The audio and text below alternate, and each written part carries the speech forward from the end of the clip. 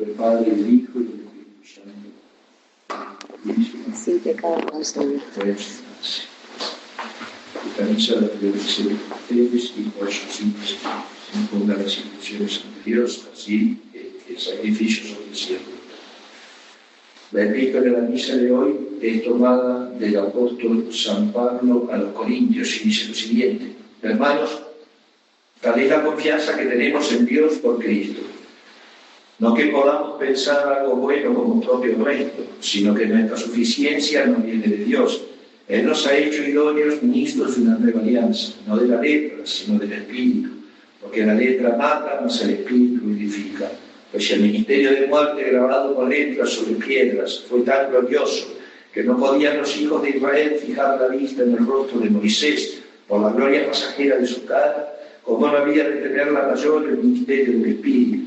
Si el ministerio de la condenación era glorioso, mucho más glorioso será el ministerio de la justicia.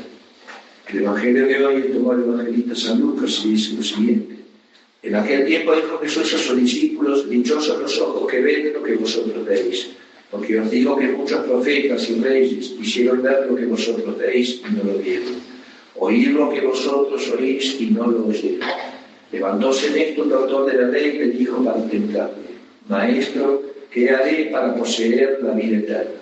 Y él le contestó: ¿qué es lo que se halla escrito en la ley? ¿Qué lees en ello?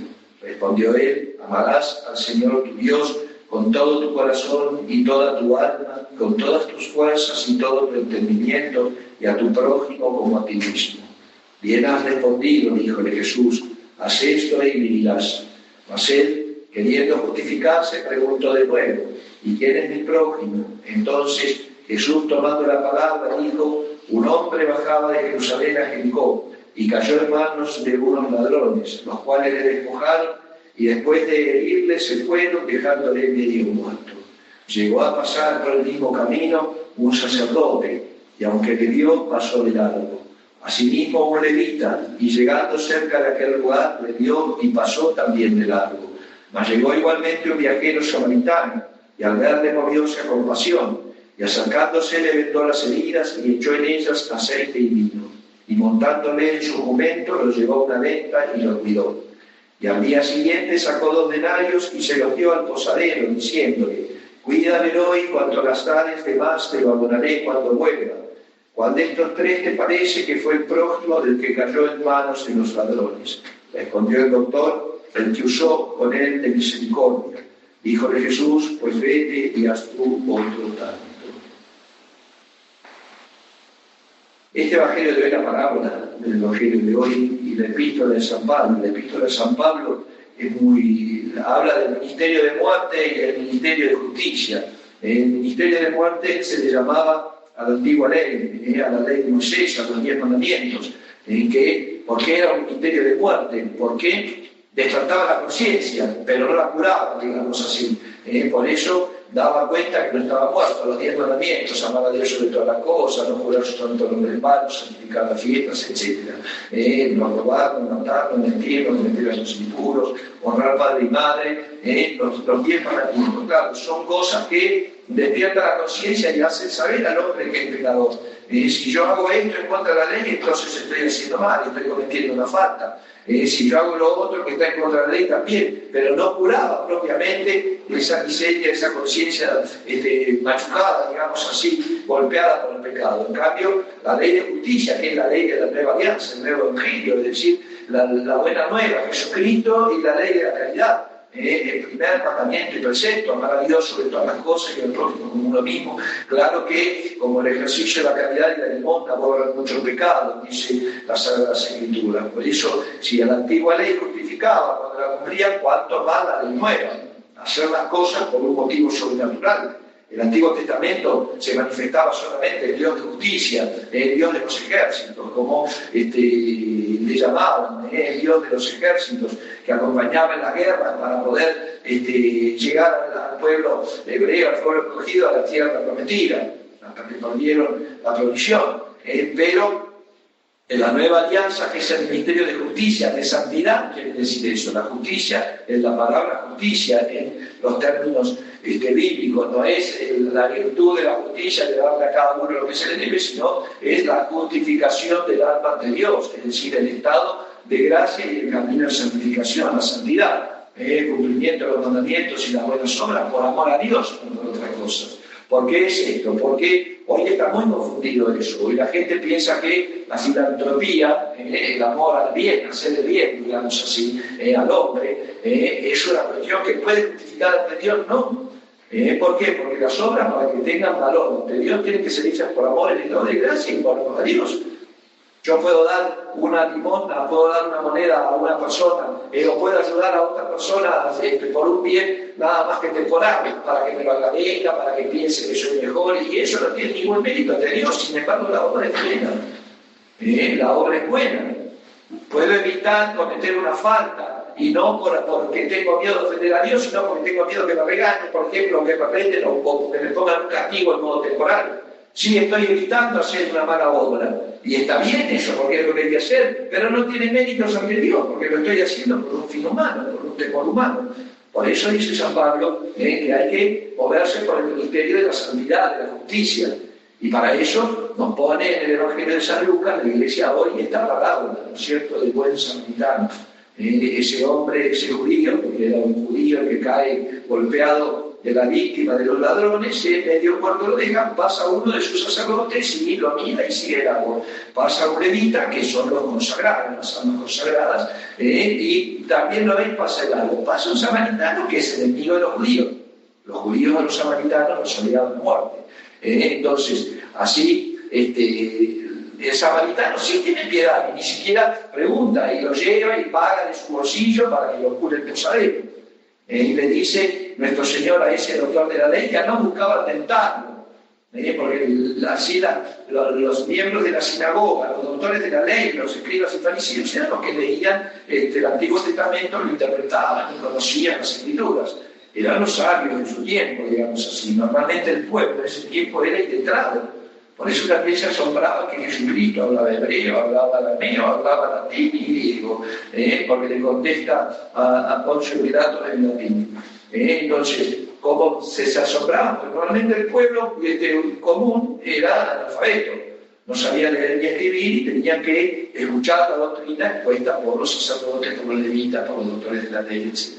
Y este doctor de la ley, para preguntar a Jesucristo, le pregunta eso: ¿qué voy a hacer para salvarme? ¿Qué tengo que hacer para ganar la vida eterna? Nuestro Señor le dice, bueno, amarás, ¿qué dice la ley? Y la ley responde, el doctor que la conocía muy bien, amarás al Señor tu Dios con todo tu corazón, con toda tu alma, con toda tu fuerza, tu espíritu, con todo tu ser, y al prójimo como a ti mismo, por amor de Dios. No por el prójimo como uno mismo, por amor humano. Eso no es un acto de bondad sobrenatural.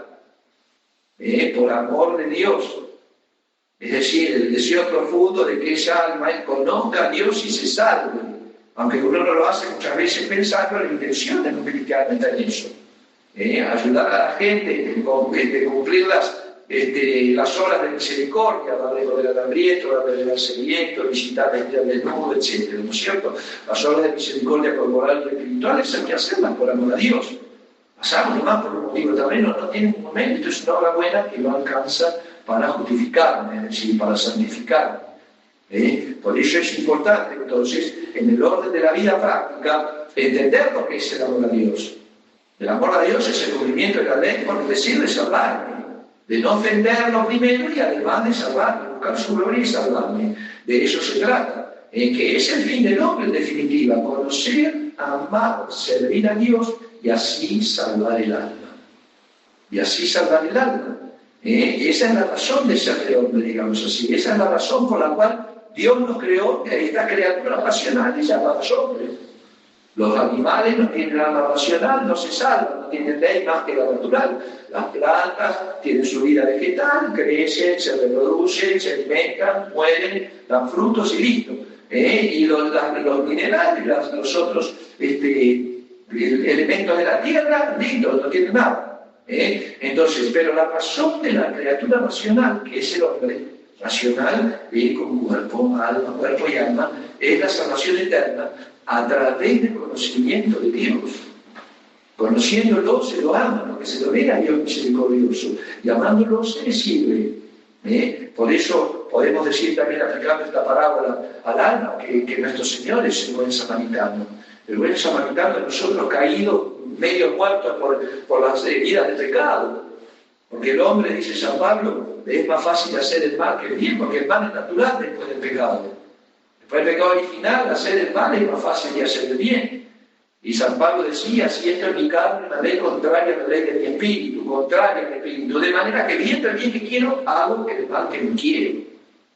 ¿Me entienden? Entonces, esa es la triste condición humana, ¿no es cierto? El sentir en nuestra carne siempre esa mala inclinación.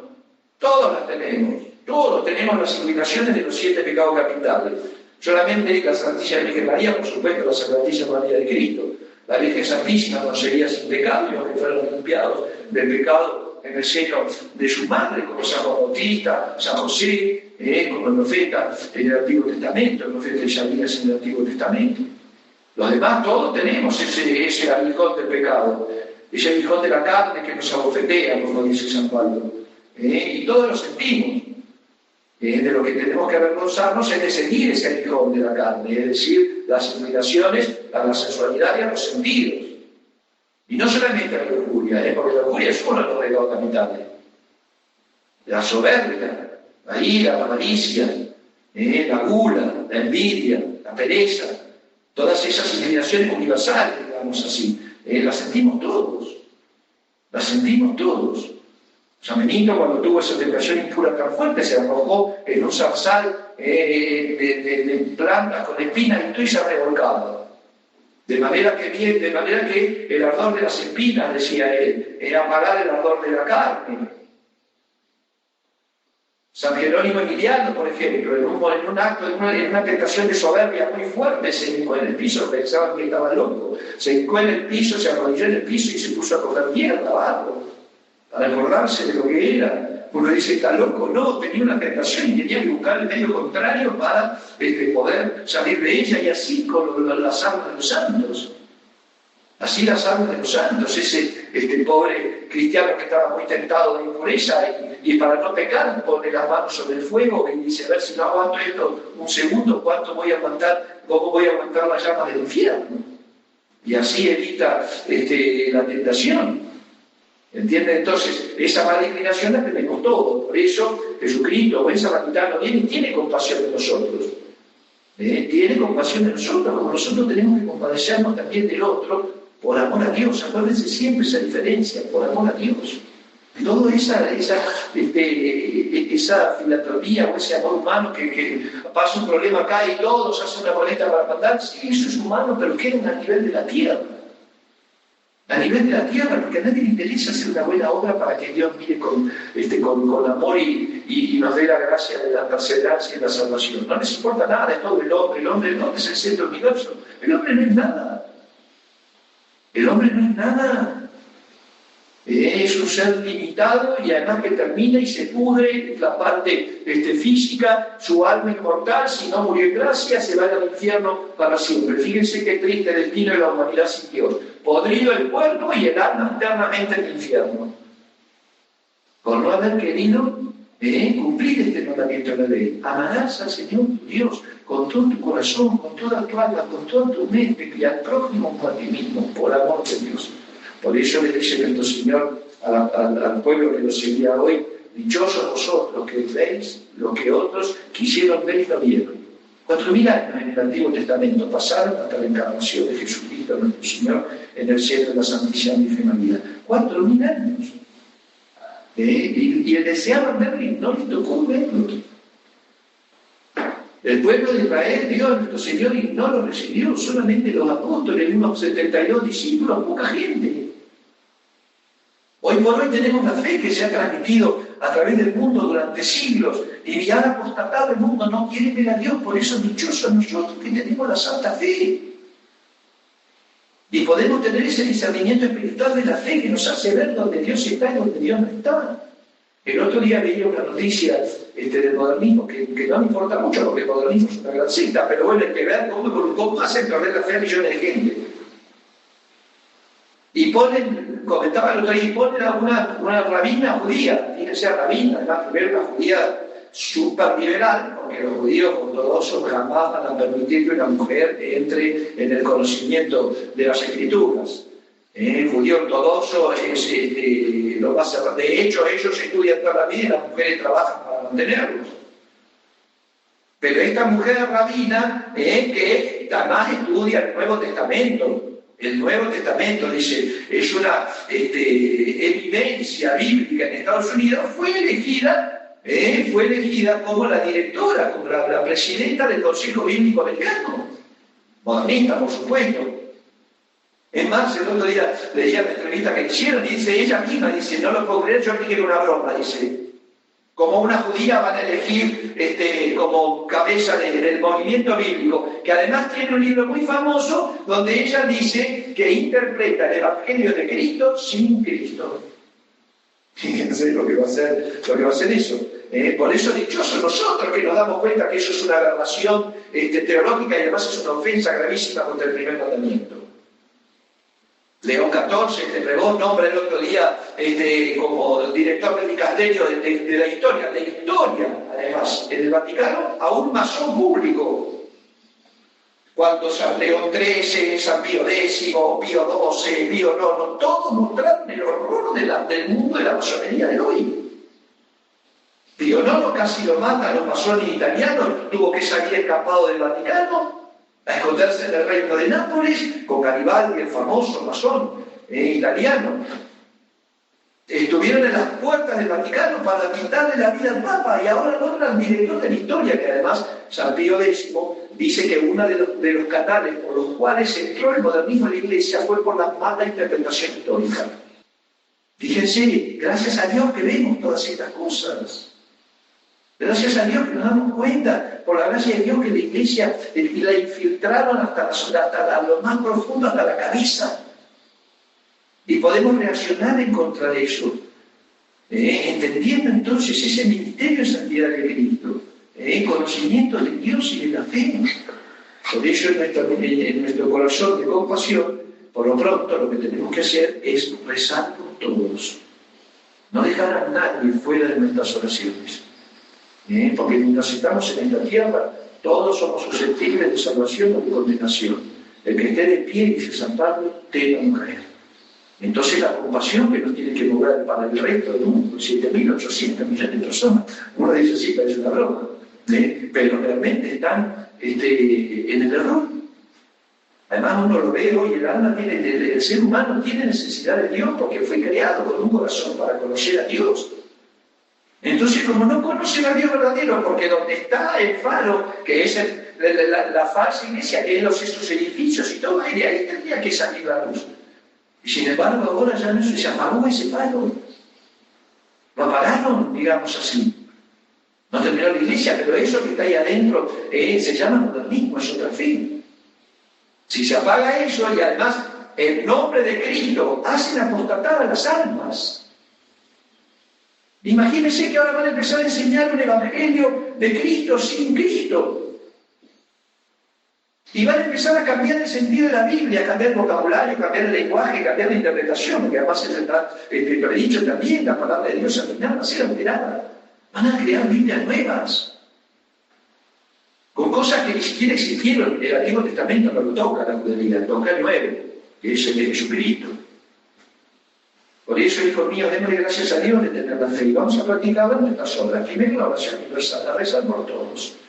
Que para eso Dios nuestro Señor, el Verbo Eterno, se hizo carne y habitó entre nosotros para poder abrirnos las puertas de la salvación. Y fue buen samaritano que nos viene a sacar de nuestro pozo de pecado, enseñarnos el camino de salvación y llegar al cielo. El cumplimiento de los mandamientos por amor a Dios. Servir a Dios y amarlo y tenerlo en este mundo como todo. Morir antes que pecar, como decía Santo Domingo Sabio.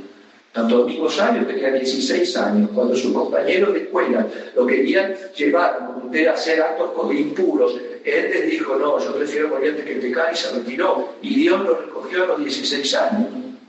Lo protegió, vaya a saber que hubiera sido de él si se hubiera quedado en el mundo. Pidámosle a la Santísima Virgen María entonces que nos dé esa fortaleza. Primero la gratitud, es una gran virtud, dice Santo Tomás de Aquino. El dar gracias con Dios, el ser agradecido, gracias Dios mío, porque tengo la fe en el mundo de los últimos tiempos.